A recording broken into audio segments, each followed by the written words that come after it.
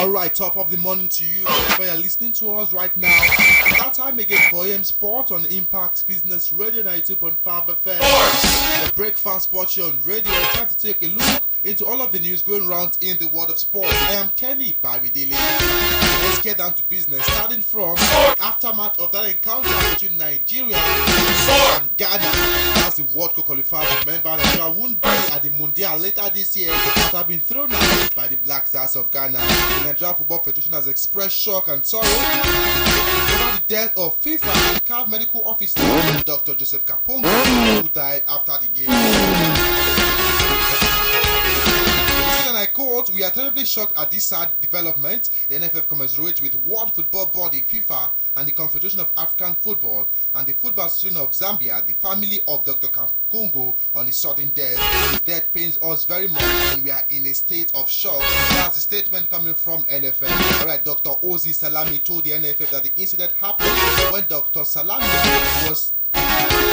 was looking to get Nigerian players for the doping exercise, while Dr. Kapongo was looking to get Ghanaian players for the same exercise. And the slum, cardiac arrest.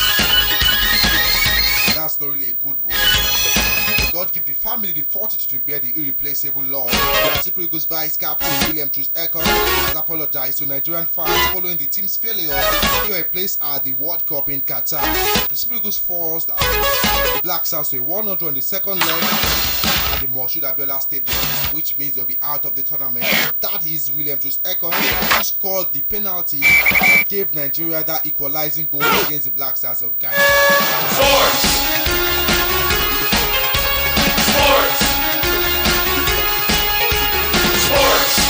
We're talking about on that player who is not happy.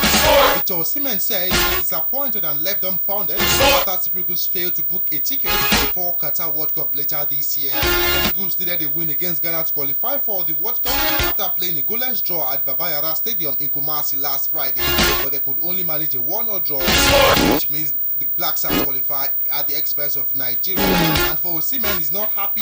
He thought he had given the Eagles the lead before halftime when his effort was ruled out for offside by the video assistant referee. He said, and I quote, "It was very disappointing. I don't even know what to say. We all did our best, but it was not enough on the day. It's sad because the next World Cup is years away and we have to sit this one out." That's the statement coming from Victor Osimhen this morning. The 3-year-old Napoli striker, who was one of the few impressive Nigerian players on the pitch, added that he was delighted with the support of the fans. We are still taking reactions from the aftermath of that game, and here is former Super Eagles forward Daniel Amokati, who says the 3-time African champion Super Eagles of Nigeria do not deserve to qualify for the World Cup in Qatar later this year. According to the former Besiktas star, the Eagles' poor attitude and lack of urgency have cost them a place in the finals at Qatar. He said, and I quote, "The Eagles didn't come to play at all." Mokachi said in his post-match analysis of the game, "The players did not show how important it was for them to play at the World Cup. They were playing as if they don't know there was a way goal rule. The urgency was zero from our players. They didn't deserve to qualify from the way we played. The Ghanaians showed they wanted it more than the ball." That's the statement coming from Daniel Amokachi.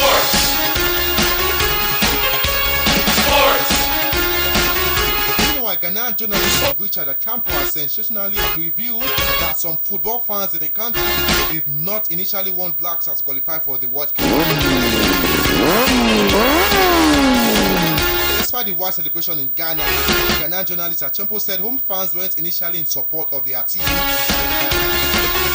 I quote, "Qualifying for the World Cup is good news for Ghana, but back home, before this fixture, a lot of people were not in support of Ghana's qualification because they feel that Ghana have been to the World Cup 3 times and there is nothing to show for it in terms of the facility. A lot of people feel when Ghana qualify for the World Cup, it's only to the benefit of the players and the officials. But unfortunately for them, they are through to the World Cup. They just have to celebrate with their team." The Super Eagles of Nigeria failure to qualify for the World Cup may force trio of Ahmed Musa, Odioni Gali and Leo Balogun into early retirement. The players all featured in Eagles' lackluster 1-0 against Ghana. Balogun played the entire duration in that game. Miguel and Musa came on as a late substitute in the draw. And Musa Kola, who has stated earlier he intended to play at least one World Cup before calling time with the national team, but he might not be able to achieve that any longer, knowing that he would be 33 at the next edition. Perhaps close to calling it quit with football. So that's how it's looking like. Some of these guys may call it quit with the national team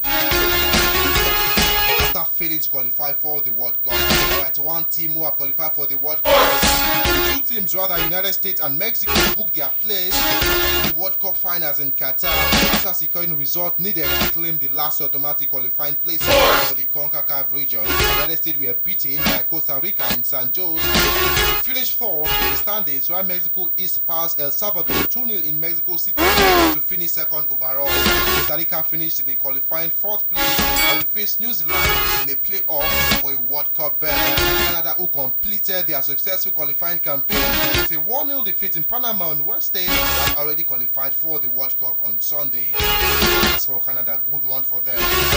More stories concerning football. AM Sport on Impact Business Radio 92.5FM. Iran has once again denied women entry to a football stadium to watch an international match, leaving hundreds of ticketed fans locked out. Iranian media said yesterday that World Cup qualifiers against Lebanon on Tuesday, 1-2 by Iran, was played at the Imam Reza Stadium in the northeastern city of Mashhad. About 2,000 Iranian women who had bought tickets for the Iran-Lebanon match were present in the perimeter of the Imam Reza Stadium but could not enter the stadium. The news agency said Iran's team captain Al-Reza Jahangbaz joined in the criticism of the lockout. He said that I don't think anything would have happened if women had come to the stadium. This could promote our culture, he said. In the face of the controversy, the president, Ibr92.5FM, yesterday instructed the Interior Ministry to look into the incident. For his part, Iran's Attorney General, Amutajero, said that if conditions allow the sale of tickets to women, a suitable place to be found for them. That is what he said. Iran not allowing women to watch their game. The players are reacting, not really happy with that word. In the Champions League, the women's champions, the world record women's football, 91,000. Barcelona cruised into the Champions League semi-final by thrashing Real Madrid 5-2 at Camp Nou yesterday to seal an 8-3 aggregate win. The crowd figure surpassed the previous record for women's games when 90,000 plus watched the 1999 World Cup final between United States and China at the Rose Bowl at Pasadena. It also smashed the previous record attendance for a club fixture set in March 2019 as 60,000 plus supporters saw Barca beat Atletico Madrid at the Wanda Metropolitano. Barcelona were eager to give the fixture as much visibility as possible. Defeated Madrid in that particular encounter yesterday. Alright, the other game played the Women's Champions League. Ramona Bachmann scored in extra time to send PSG into the Women's Champions League semi-finals with a 4-3 aggregate victory over Bayern Munich. Her goal made it 2-2 on the night after PSG won the first leg 2-1 in Germany. Sandy Batmore's cross looped in for the opener, but Bayern leveled when Saki Kumaga scrambled in Sarah's balls deflected shots to put them ahead, but Bachmann kept her composure. In 112 minutes, slot beyond Yanni Letzi at the Parc des Princes. The French side will face Lyon or Juventus in the semi-final. The record crowd for a PSG women game 27,262 turned out for the quarter-final, but some home fans had to battle to get through. Bayern only named 4 substitutes because of COVID absenteeism and suspension, but looked better for last spells and unfortunate to fall behind. Bayern goalkeeper Lighty was arguably at fault for the opener, but made amends with a superb save to deny Great Guerrero and kept out Diani. Maga leveled on the night after PSG failed to clear a free kick. The German side edged ahead in the 54th minute when Bull's effort deflected in off teammate Leah Scholler. Decisive touch appeared to come off Scholler's elbow. Wrong 14 goalkeeper Barbara Vutikova, but the video assistant referee checked but found no reason to rule it out. Diani did have the ball in the net for PSG in normal time, but it was allowed. That won't stop PSG from making it to the next round. Big ups to them. Through it now.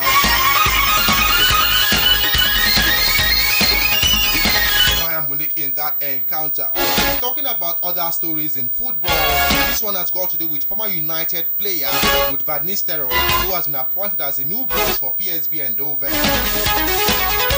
Van Nistelrooy will replace Roger Schmidt, who will leave at the end of the season when his contract ends. He scored 62 goals in 67 matches for PSV between 1998 and 2001 before a successful 5-year spell at United, which included a Premier League title. Dutch striker Van Nistelrooy also clinched an FA Cup, a League Cup in his time in England, then won La Liga twice after he moved to Real Madrid. He retired from playing in 2012 but had 2 spells as assistant manager of the Netherlands national team. Has also been in charge of PSV youth and reserve side. Good one for PSV, appointing former United player, of course their own player too, as a coach for the team. That will be at the end of the season when Schmidt leave his role. Gareth Bale will wait until Wales discover their World Cup fate before making a decision on his club future. Bale scored 2 brilliant goals in Wales World Cup semi-final win over Austria last Thursday and is said to meet Scotland or Ukraine. That one after that has been postponed because of Russia's invasion of Ukraine. The final now likely to be played in June. Bale's contract at Real expires at the end of this season. Bale will leave Real Madrid when his contract, worth an estimated €600,000 per week, ends this summer, and he has won 14 trophies during his 9-year spell with Real, including 4 Champions League, but he's faced criticism in Spain for his injury record and perceived greater commitment to Wales. Bale's relationship with Real has deteriorated in recent years, and he was close to moving to China in 2019 before his transfer to Jiangsu Suning fell through.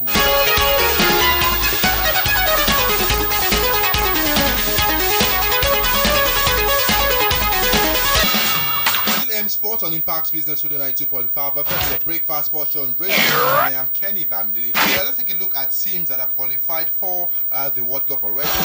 The 9 teams that have qualified for the World Cup. International break continue to complete qualification for the tournament. Saudi Arabia and Japan officially qualified this morning. Teams from Europe, CONMEBOL and CONCACAF and Africa are now looking to qualify to join the March international break. Portugal and Poland joined the qualifiers for Qatar World Cup.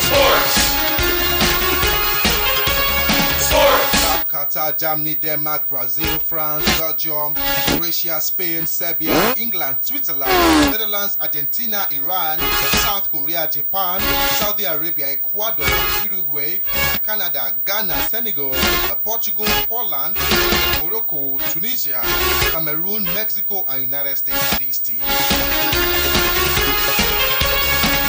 Some quick transfer news before we talk about NBA this morning on AM Sport on Ibr92.5FM. And midfielder Calvin Phillips has informed League needs a new contract, which could leave United, Liverpool, West Ham, and Aston Villa disappointed.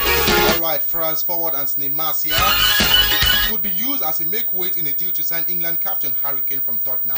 United really keen on getting Harry Kane. United are also ready to make a move for England striker Tammy Abraham, who has scored 23 goals for Italian club Roma this season. United want Abraham. That's shocking. Everton will have to sell one of their star forwards, Dominic Calvert-Lewin, or Brazil international Richarlison this summer after posting losses of £121 million last season. United are also keen on the 60 million rated Darwin Núñez of Benfica for their hopes of landing during 2-year-old Uruguay international. Depends on Champions League qualification. Newcastle are ready to make a move for Bologna. Scotland left-back Aaron Hickey will be allowed to leave the Italian club for £15 to £20 million, according to Fabrizio Romano. Lance winger Steven Bergwijn has hinted he is ready to bring his time at Tottenham to the end this summer. Bergwijn wants to leave Tottenham. That's a former PSV Eindhoven man.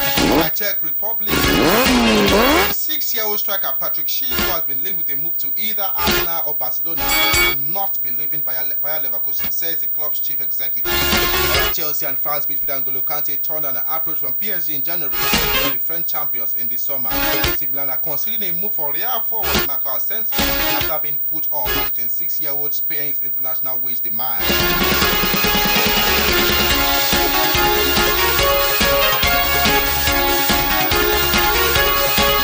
Let's move away from from that, take a look at games played in the National Basketball Association this morning. It was Dallas Mavericks who defeated the Cleveland Cavs 120 to 112, and Luka Doncic, as usual, led the Dallas Mavericks team with 35 points and 13 assists, but he was just a rebound child, scoring a triple-double against that one. But at the end of the day, it was Dallas Mavericks who defeated the Cleveland Cavs. While the Denver Nuggets got the better of Indiana Pacers 125 to 118. Nikola Jokic scored 37 points in that one, 13 rebounds and 9 assists for the Denver Nuggets against Indiana Pacers. While Tyrese Haliburton scored 15 points and 12 assists for the Indiana Pacers. Alright, Orlando Magic lost to Washington Wizards, and it was Kristaps Porzingis who scored 35 points for the Wizards as they won against Orlando Magic 127 to 110. Alright, for Boston Celtics, not really a good result for them as they were beaten by Miami Heat 106 to 98, and then Brown managed 28 points for the Boston Celtics.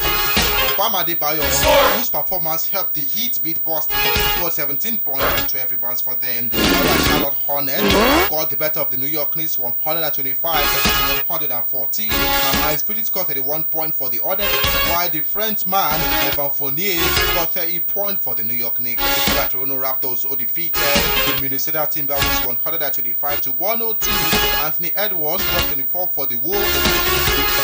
We're talking about Pascal Siakam. He scored 12 points, 10 rebounds and 13 assists to help Toronto Raptors beat them. We're talking about the Minnesota Timberwolves. Whereas Sacramento Kings also got the better of Houston Rockets 121 to 118. Damian Joe scored 24 points for the Kings in that victory. Atlanta Hawks, a giant victory against Oklahoma City Thunder 136 to 118, and Trae Young dropped 41 points. That should be the biggest point of the night. And 8 assists, while Theo Maledon scored 18 points for OKC. While the Memphis Grizzlies defeated the San Antonio Spurs by just a point separating them, and it was Tyus Jones who led them to that win. The Phoenix Suns defeated the Golden State Warriors expectedly, and it was DeAndre Ayton who got 16 points and 16 rebounds for the Suns in that war. And Poole added 38 points for Golden State Warriors. While New Orleans Pelicans, the last game for the team, saw them beat Portland Trail Blazers 117 to 107. And now those are the results of games played in the National Basketball Association this morning. Or you can join us on Total Sport this afternoon, 3:05 p.m. to take a look at some other stories, interesting stories going around in the world of sport. It's up on AM Sport this morning. Kenny Bamidele signing out.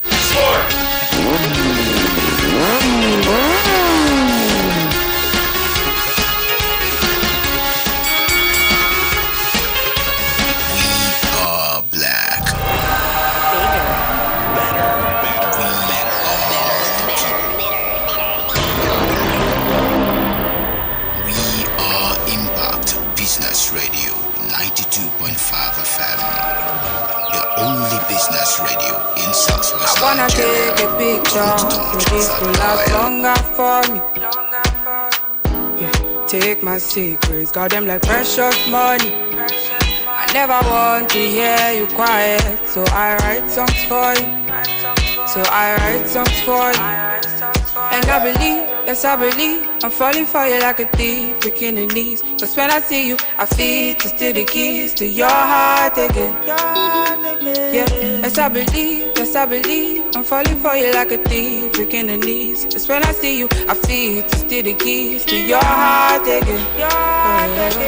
My baby bad, my baby good, my baby all the things I need. My baby bust up beside me,